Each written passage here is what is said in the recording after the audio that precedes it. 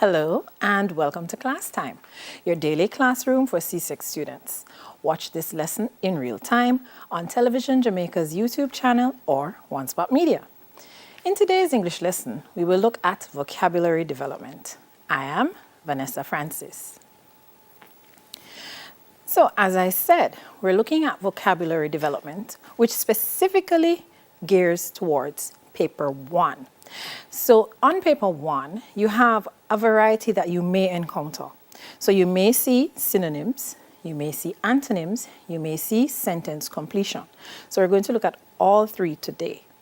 Now, in general, you need to have a good vocabulary outside of even paper 1, because remember there's a written paper as well. And that is where you can put your vocabulary development knowledge to good use. So even though we're focusing on paper 1, what I'd advise you to do as we go through the different exercises, please make note of the various new vocabulary items, or maybe an unfamiliar one, something that you heard somewhere at some time but you didn't really focus on it. So any words you're going to see today that are new to you or you haven't seen in a while, make note of them, make note of what they mean as well. So here are our objectives. So of course, you're going to analyze the given sentences. You're also going to select responses to vocabulary cues in given sentences, and you're going to discuss responses for each sentence. Are we ready? All right, let's go. So, the same name game. And of course, if it has the same name, then we're looking at synonyms. Now here are your instructions, and these are the same instructions you're likely to see on the paper.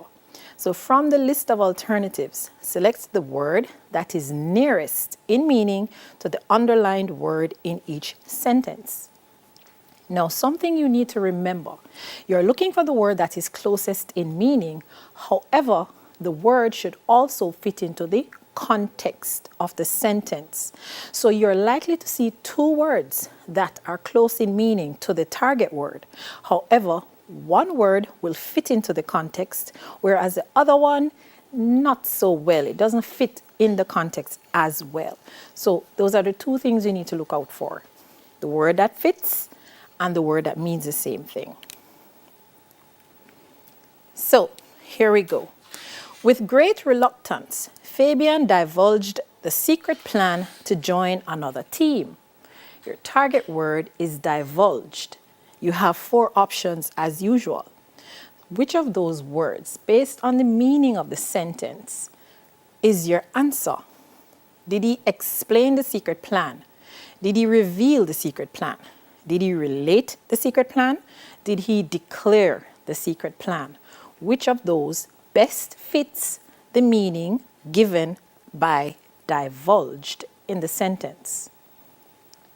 By now you should have an answer. Remember, you have to work against the clock. So let's see what the answer is. Revealed.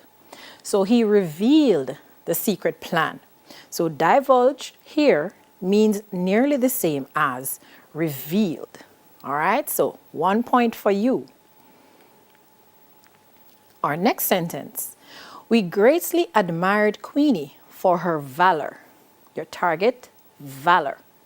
Which of those 4 options is the closest in meaning to valor that fits the meaning given in the sentence? You have temerity, you have courage, you have spirit, you have dexterity. Valor. What does valor mean? And which one of those meanings fits the sentence? Courage.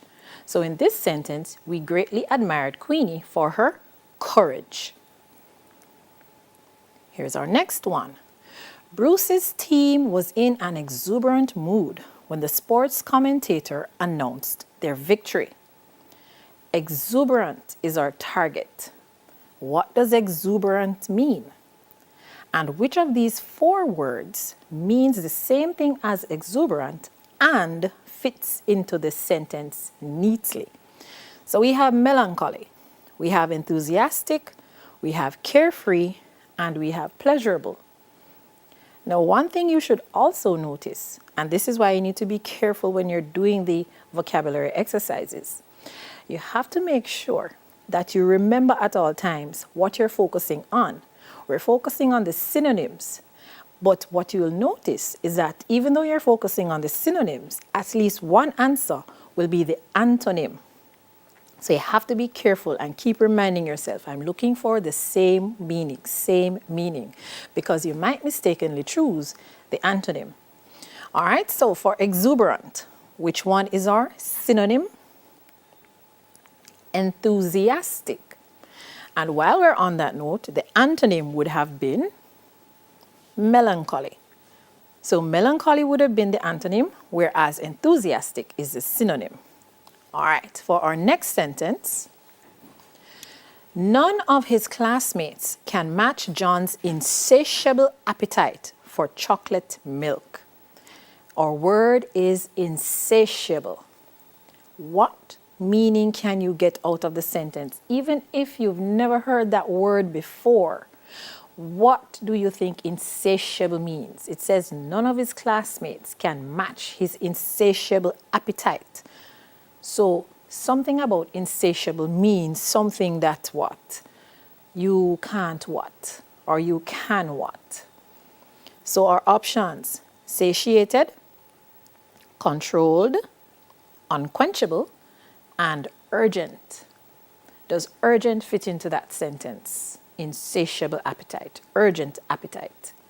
Does satiated fit into that sentence? We have insatiable, so perhaps satiated is the opposite.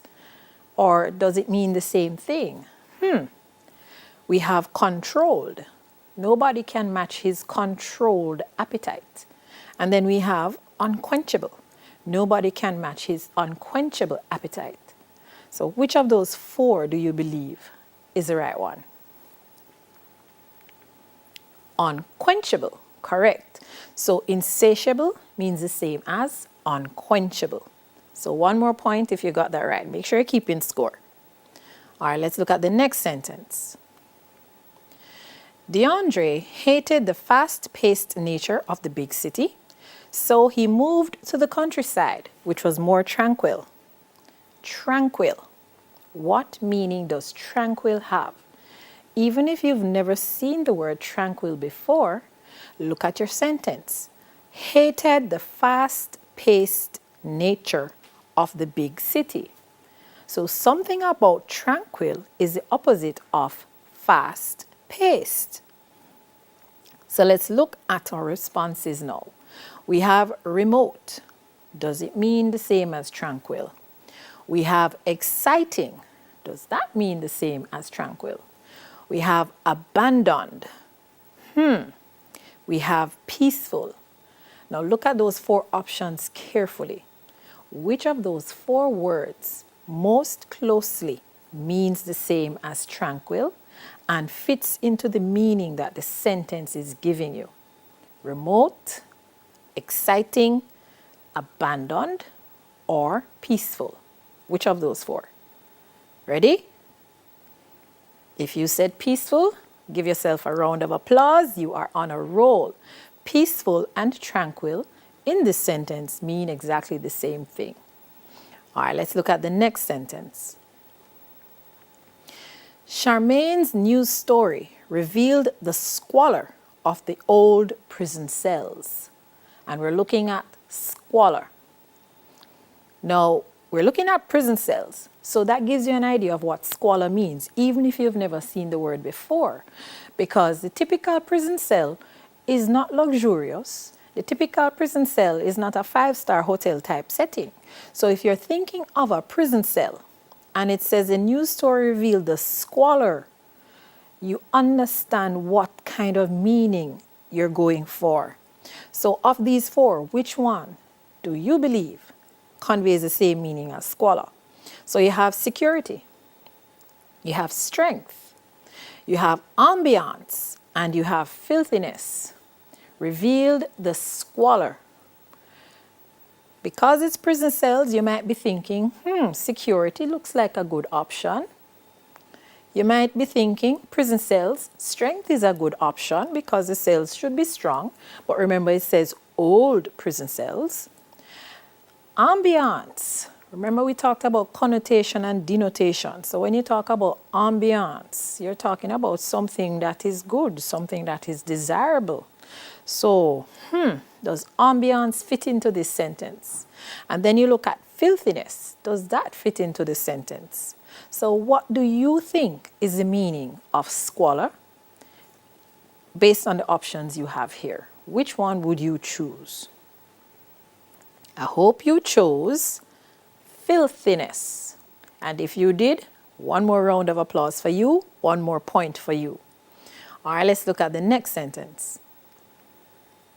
Uncle Andrew was determined in his decision to close the company. And we're looking at the word determined. And please notice, when you're using it in this context, you must have a D on the end. So it's not Uncle Andrew was determined. He was determined. So the adjective needs to be determined. Now, look at our options. We have defiant. He was defiant in his decision. Anxious. He was anxious in his decision. Resolute in his decision. High-handed in his decision. Now, if you think carefully, when you describe someone as being determined, do you describe them as just being defiant? Do you describe them as being anxious, as being resolute, or being high-handed? I can almost guess that quite a number of people are going to be distracted by one of those words. However, when you describe someone as being determined, that person is resolute, not defiant, because I know some people were thinking defiant. Be honest now, you were thinking defiant, but resolute. Defiant conveys a whole different type of meaning. When you're defiant, you're not just determined, you're determined and you're aggressive with it as well. Our next sentence. Monica did everything possible to thwart the efforts of the criminals who tried to break into her shop.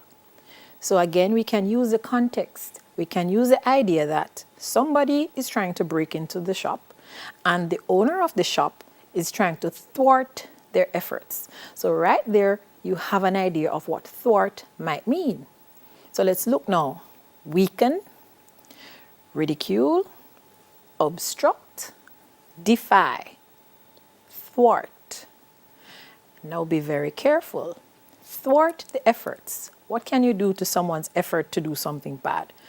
You weaken the effort, you ridicule the effort, you obstruct the effort, or you defy the effort. You have at least 3 options that I know you're going to have to puzzle over. However, only one of those 3 is correct. Ready? Ready, ready? All right. So to thwart is to obstruct. So you're trying to prevent this from happening. So you're going to do things to obstruct this thing occurring. All right. So let's look at the next sentence now. The plan to use toxic waste to generate electricity in Surama is to be deplored. And we're focusing on the word deplored. Now, here's the thing with deplored. If you've never seen it before, you definitely have to rely on the sentence to help you. So the plan to use toxic waste to generate electricity. Toxic waste is not something good. So if you deplore it, then the idea to be conveyed is that it's something bad. So your options now: lamented, undervalued, mistrusted, destroyed. When you deplore something, what do you do? This is a plan to use toxic waste to generate electricity. Might be a good plan, might not be a good plan. And because it is deplored, it is also lamented. So the plan is lamented because think about the situation you're given. Toxic waste is not something good. So you're going to deplore the plan, you're going to lament the plan. It's something bad. So it's something that you are going to have negative feelings towards. All right. Our next sentence.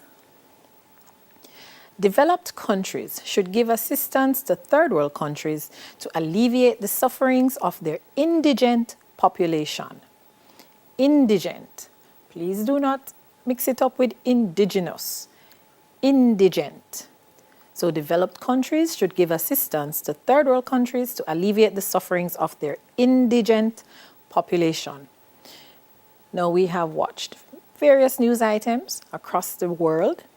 We know of developed and developing countries, and we know what is classified as a third world country. So that should help you to get towards understanding what indigent might mean. So your options now: native, needy, helpless, backward. Indigent, remember no, it's indigent and not indigenous. There is an answer there that means the same as indigenous. Do not let it distract you. That's why they're called distractors. So, indigent, what does it mean? Ready? Needy. I'm sure some of you might have chosen helpless, but helpless just means that you're incapable of helping yourself. You're not necessarily needy when you're helpless. So needy takes it a step further. So when you're needy, you're not just helpless, you're helpless to the point where you can't fathom anything else. You are at the highest level of helpless that there is. So it's different levels and different layers to it. So you're not just helpless, you're actually needy as well. Next sentence. In his speech, the psychologist gave tacit approval to corporal punishment. Tacit. Have we ever heard that one before? When we heard it, did we pay attention to it? Tacit approval. Now, this is possibly one of those situations where you just have to know the word, because there isn't much in the sentence that really gives you an idea of what it could mean. So you have these options: direct, cautious, clear, and unspoken. Anyone, based on the context, could work, because the context really does not pull you in one direction or the other. So this is where I will advise you again, I will encourage you again to always try and observe the words in your environment. Always try and learn new words daily. Try challenging yourself. 3 words a day, just 3. Or maybe 5 words for the week if you have a really heavy workload. But do not let a week pass without you knowing at least 5 new words. And hopefully this is one of them. So tacit. What does tacit mean? Ready? It means unspoken. So when you have a tacit agreement or tacit approval, you didn't say it explicitly, you didn't say it out loud. So something about you gave this approval, but you didn't actually say it. So it's implied rather than explicitly stated. All right, let's look at our next one. Many students were bewildered by the questions on the mathematics paper. Focus word, bewildered. Now, you know how I feel about math long time, so I am like those many students. So many students were bewildered by the questions. Were they stunned? Were they excited? Because some students are excited. Were they puzzled? Were they angered? Which of those is closest in meaning to bewildered? Of course, you have these options and you have close options. So again, it will come down to you understanding the meaning of the word bewildered. Ready? Here is your answer. They were puzzled by it. So when you're bewildered by something, you're confused or you're puzzled by it. Very good. All right, let's look at the next one. The facetious speech made by the comedian brought on a wave of laughter from the audience. All right, we have a little help from the context. So our target word is facetious. And we're looking at this word describing a speech made by a comedian. So think of, what do comedians do? And the fact that when he makes this speech, or when he made this speech, a wave of laughter emitted from the audience. So that should help us. So was it impromptu, fantastic, amusing, or horrible? Look back at your context. He made this speech. It's made by a comedian. What's the purpose of a comedian? And look at the reaction. It caused laughter. So what do you believe facetious means? Let's find out. It means amusing. And if you think about it, it fits right in, because amusing is what this speech made by a comedian should be in order to cause people to laugh. All right, next sentence. For the first time in a decade, the company disclosed a deficit in its accounts. A deficit. Is that good or is that bad? So is a deficit a defect? Is it an error? Is it a balance? Is it a shortfall? Look at the context. Deficit is being recorded by a company, and the deficit is seen in its accounts. So which of these four words do you believe closely relates to the word deficit? Ready for your answer? Shortfall. So when you have a deficit, it is not where it should be. It is more or less not hitting the mark, sorry. So a deficit is a shortfall. A deficit is a situation where you are lacking. So keep those in mind. Now, we're going to take a quick break. More on vocabulary development when we come back.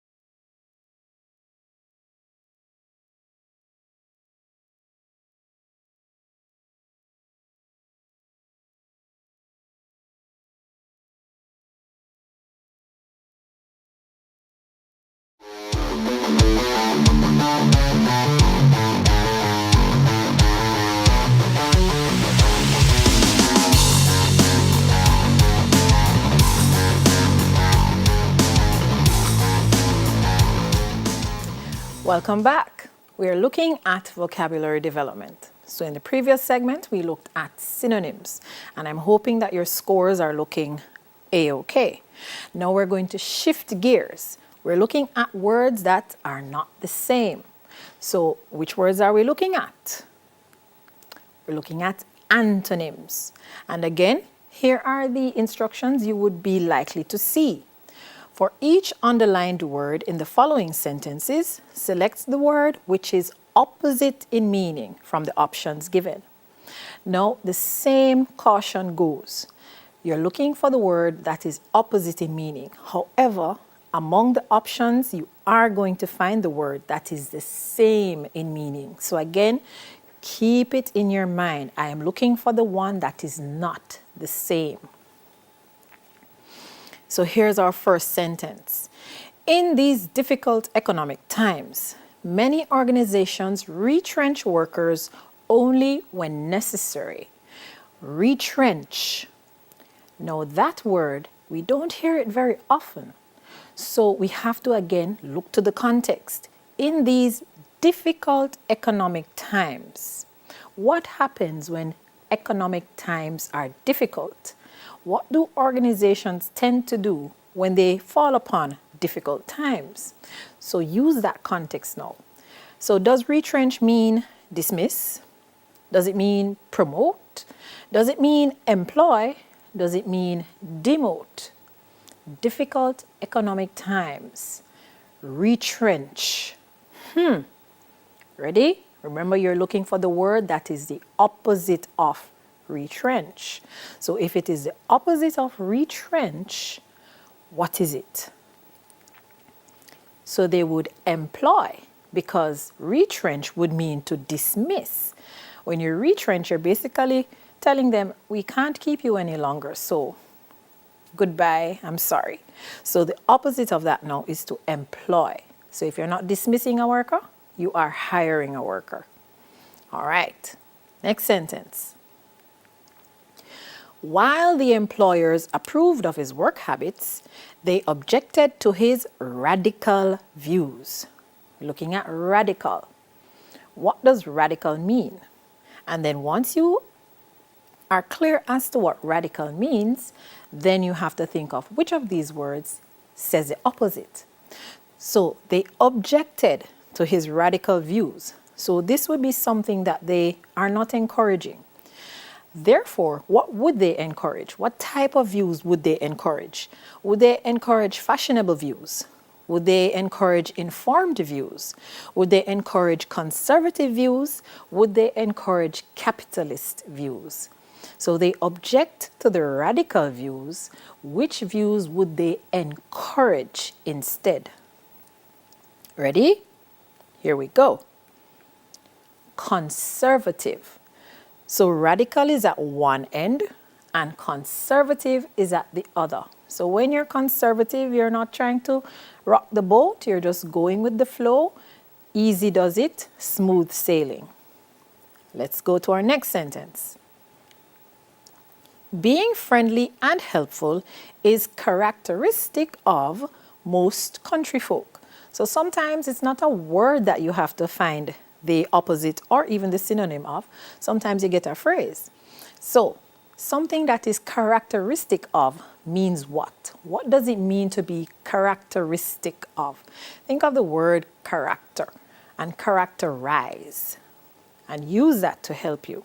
So what is not characteristic? What would you say is the opposite of that? So is it unworthy of? Is it uncommon in? Is it unnecessary for? Or is it unreasonable of? So something that is the opposite of characteristic of. Ready with your answer? I hope you are, and I hope it's right. Uncommon in. So something that is characteristic is something that is typical. You find it in most cases or all cases sometimes. So the opposite of that is something that would be uncommon, something you don't expect to see. All right, let's look at our next sentence now. Aunt Mavis is one of the most affable persons I have ever met. Affable. All right. How many of you have seen this word around? How many of you know what this word means? Aunt Mavis is one of the most affable persons I have ever met. Now, the context is not helping you much because it could be good, it could be bad. So now you need to really think, what might affable mean and what might be the opposite of affable? So is it ineffable? Is it morose? Is it ignorant? Is it unhappy? Most affable. This one is a puzzler. So here is your answer. I hope you got it right. Morose. Someone who is affable is someone who is friendly, someone who is approachable, someone who has a positive outlook. Someone who is morose is the total opposite of that.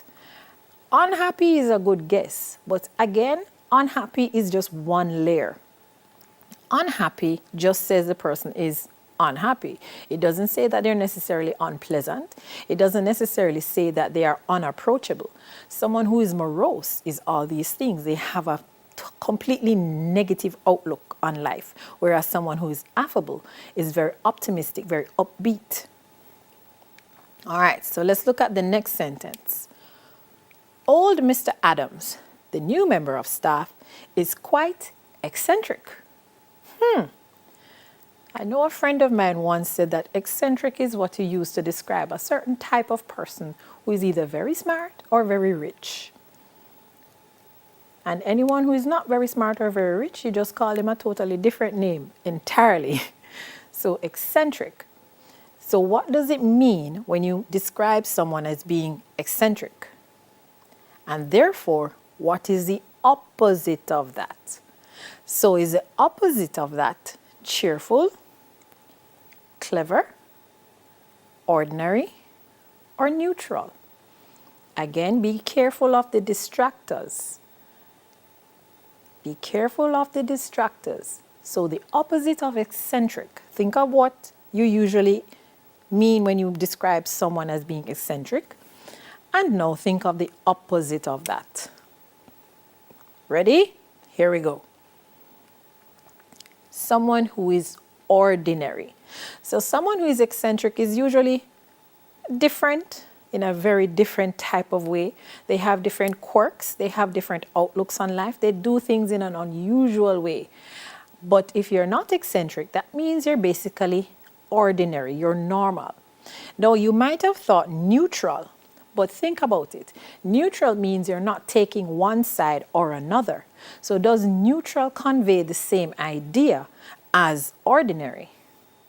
No, it doesn't. Neutral just means you're unbiased, whereas ordinary means there's nothing outstanding about you, there's nothing different. You're basically the same as everyone else around. All right, our next sentence now. My friends feel that there is no hope to be so prudent in our dealings with the vendors outside our school. Target word, prudent. Now, is our opposite to prudent impudent? Is it thoughtless? Is it eager? Is it rash? When you're described as being prudent, and those young ladies whose names are Prudence should know the meaning of the word prudent. And if you have a friend named Prudence, by now you should have asked her what her name means, or you should have looked it up. That's how I found out what prudent means. Had a friend by that name. So, prudent.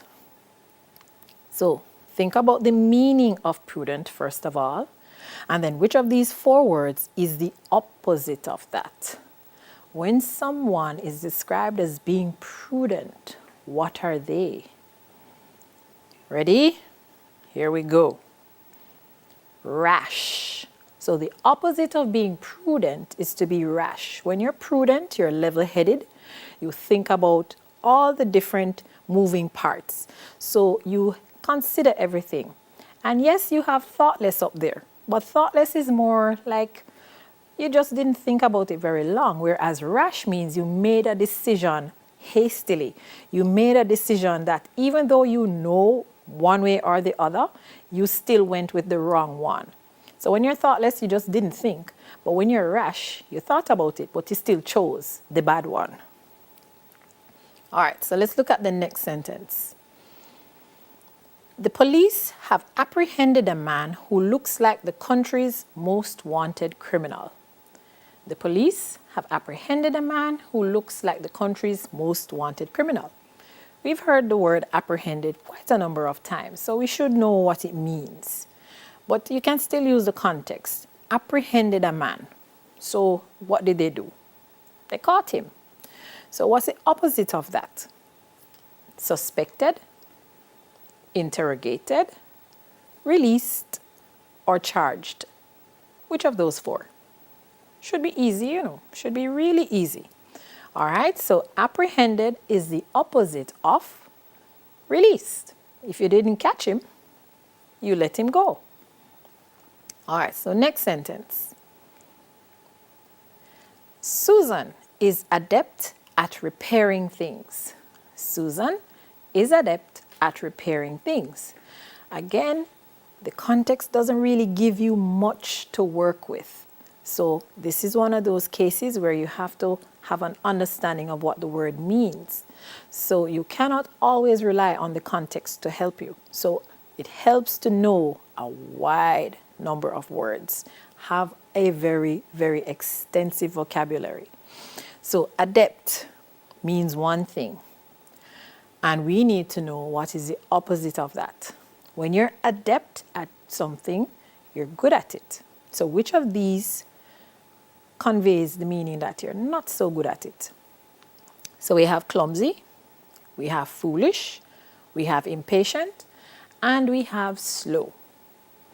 If you're not adept at something, then naturally you're clumsy at it. So you are not good at it. You're going to make a mess of it. You're going to make lots of mistakes. Granted, that's how you learn sometimes. But until you overcome those mistakes, you are clumsy at it. You're not quite adept as yet. All right, let's look at the next sentence now. The bank manager has surprisingly decided to make all the glass doors opaque. Opaque. What does it mean to be opaque? Think about it. I think these are the words we normally learn in grades 3 and 4 when we're doing opposites. So if they're not opaque, which means one thing, when it's opaque, can't see through it. So the opposite of something that is opaque naturally is something that is transparent. So opaque, you can't see through it. It's solid more or less. Whereas transparent, you can see through it.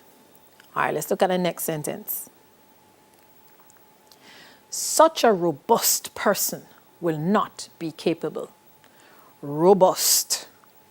Even if you don't know the word, what kind of image does robust convey to you? Think of the word and what it might be associated with. Robust. Ready to think?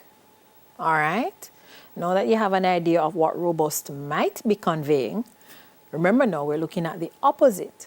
So if robust conveys one idea, which one of these four, frail, muscular, vigorous, or reticent, would be the opposite of robust? So someone who is robust is someone who is very strongly built, and therefore the opposite of that is someone who is frail.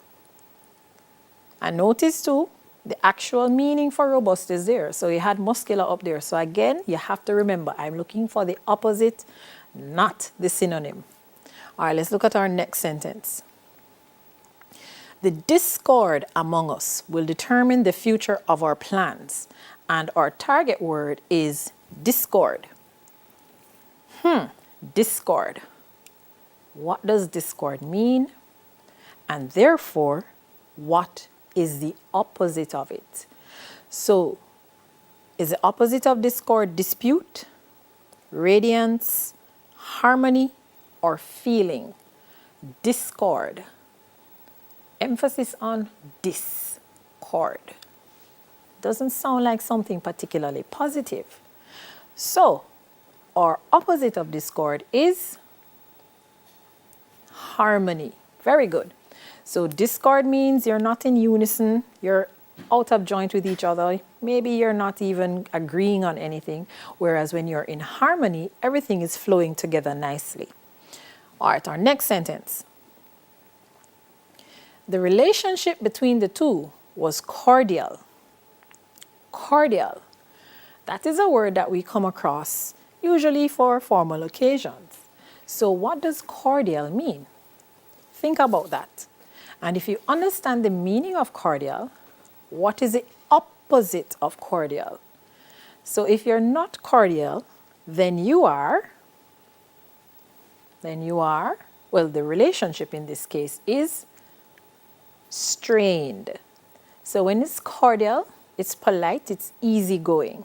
But when it is strained, then there is a bit of tension in it. All right, our next sentence. Paul's attitude to the academic subjects taught at school was one of indifference. Indifference. Indifference. What does that word mean? And then once you get the meaning, what is the opposite of it? So Paul's attitude was one of indifference. Right there, unfortunately, we are not getting a lot of help from the context. So again, you have to understand what the word indifference means. So here are your options: enthusiasm, hostility, boredom, amusement. So if you're not indifferent towards something, and the answer for indifferent is up there, the meaning of indifferent is there, but you need to stay away from the meaning and find the opposite. So the meaning is there, however, the opposite is enthusiasm. So the meaning would have been boredom or just apathy. Apathy is another word you could have used. But when you show enthusiasm, it's the opposite of showing indifference. Our next sentence. The vigilant mother suffered a nervous breakdown. And I hope you are not causing your parents to feel this way. The vigilant mother suffered a nervous breakdown. We're looking at vigilant. Is the opposite of vigilant drastic? Is the opposite careless?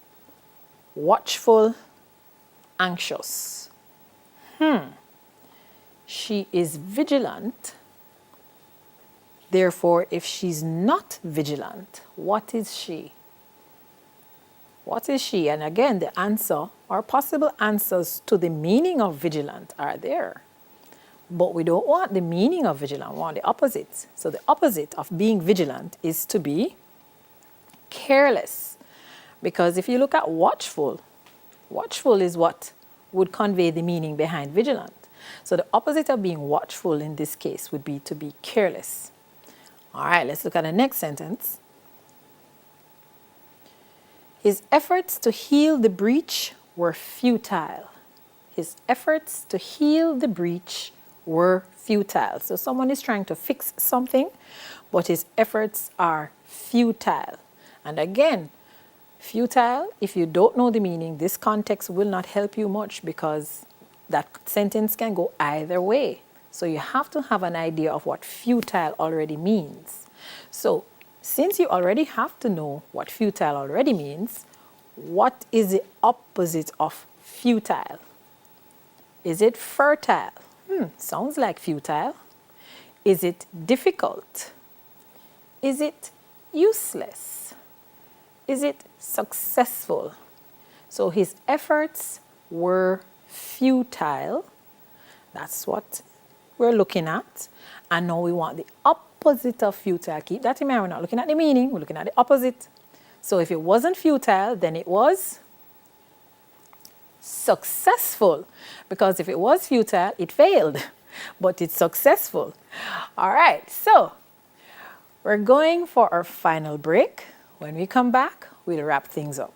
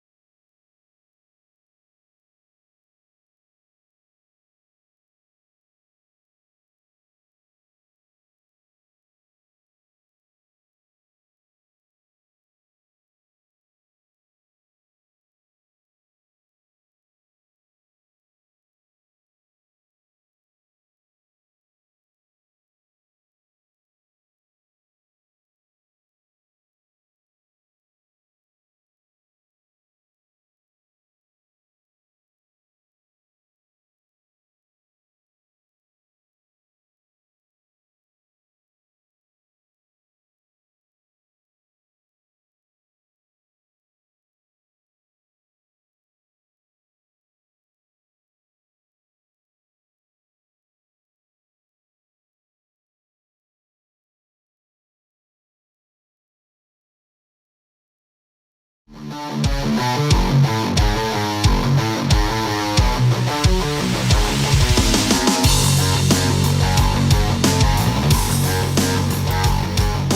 back. So we're continuing our look at vocabulary development. So far we've looked at synonyms and we have looked at antonyms. So for this segment, we're going to look at something different. We're going to look at sentence completion. So the idea is there's a part in the sentence that is missing and you have to fill it. And notice now, based on this diagram here, you have to fill it with the right shape. So you can't put anything that doesn't belong. All right, so here is what your instruction will likely look like. Each sentence that follows has either one or two words missing. Choose from the four options the word or pair of words which best completes the meaning of the sentence. All right, so remember, you're looking for the perfect fit. While the committee members insults across the floor, the chairman tried in vain to order. So you're looking for two words now. So which pair best fits? So hurled and restore, gave and maintain, exchanged and conserve, or spoke and impose.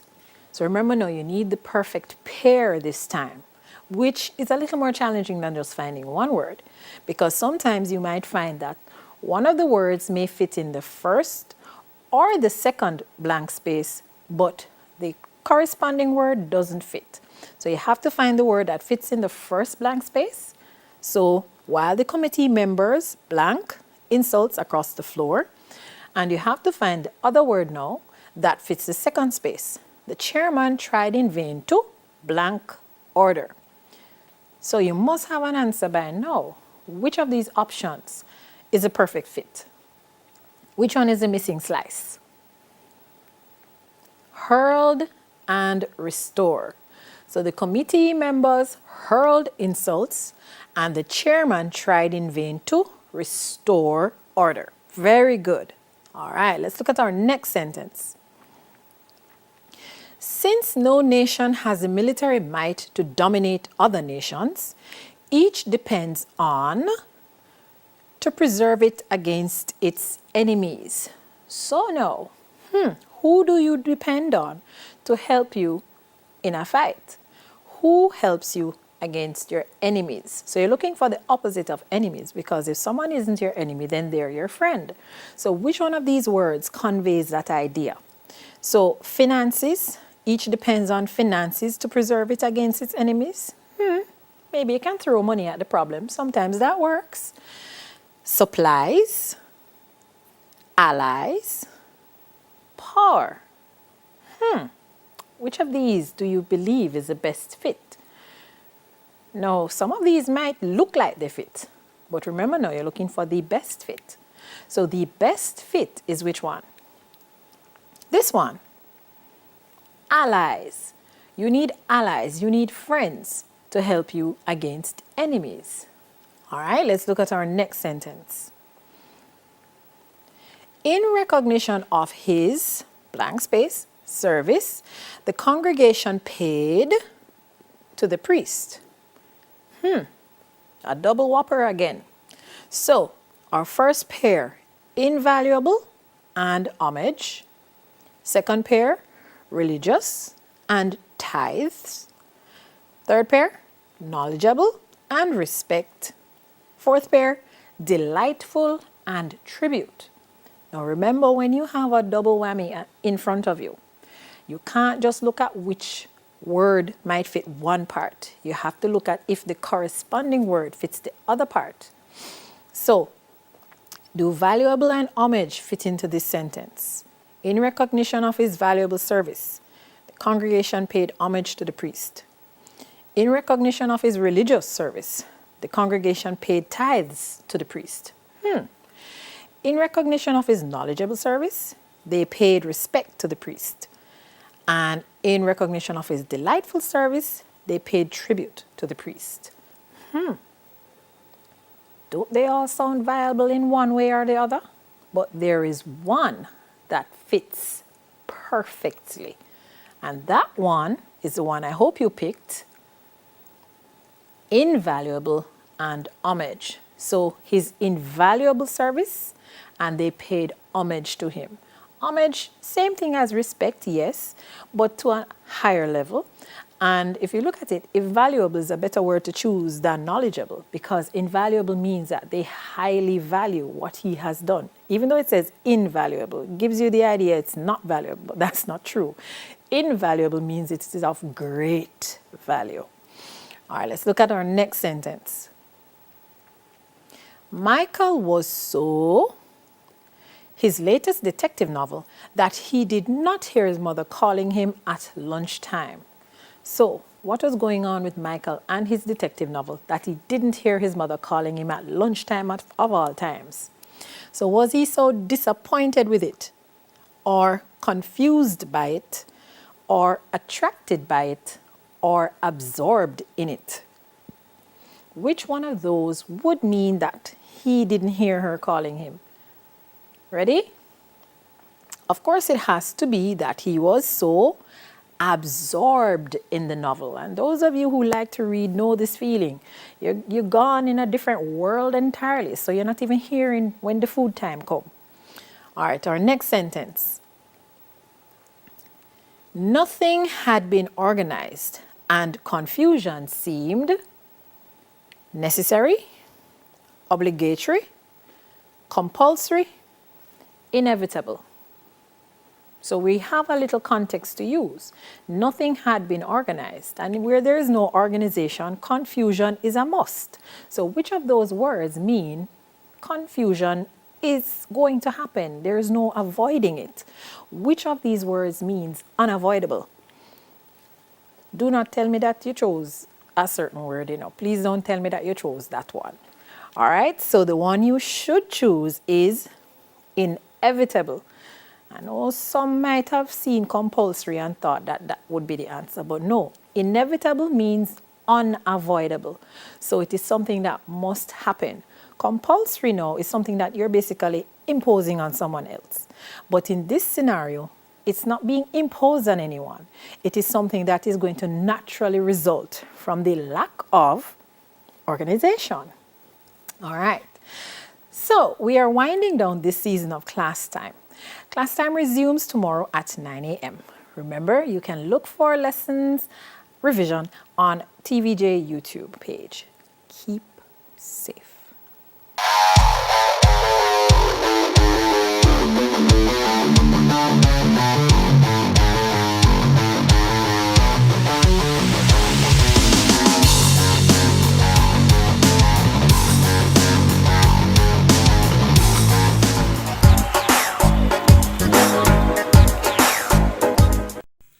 Hi there, I'm Simon Preston from TVJ. Thank you very much for watching our YouTube channel. To see our latest videos and also to see live events, click here. To see our full videos on onespotmedia.com, click here. Thank you very much for watching.